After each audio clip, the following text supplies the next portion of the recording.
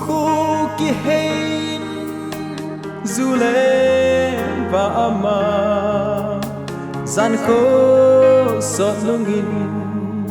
bu ala khô nghe sa bằng cái dao thay lâu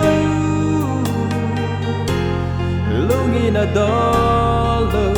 và cái thớt na cái kêu gì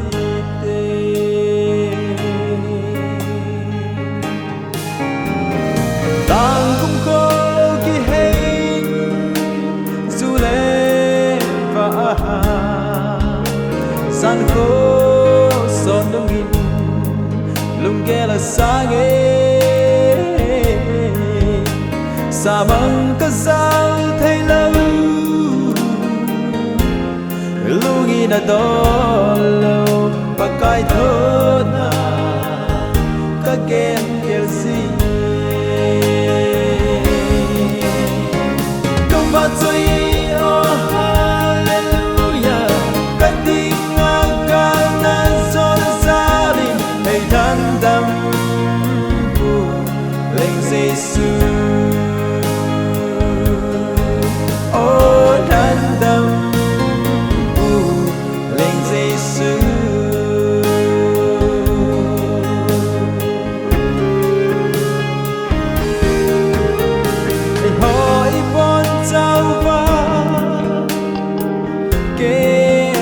banga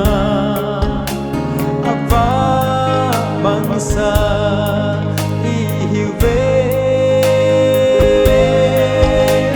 inna pakai Jesu itimona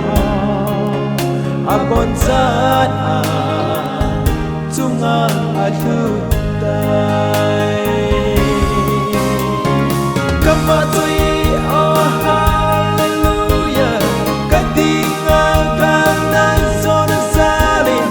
tandam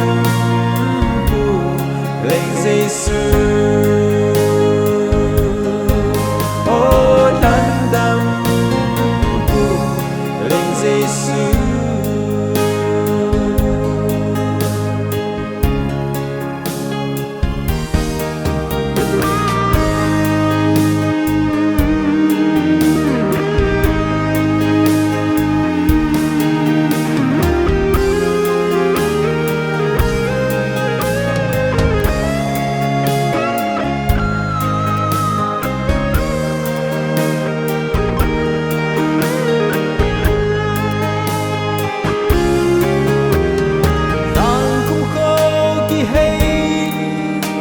du lên và ama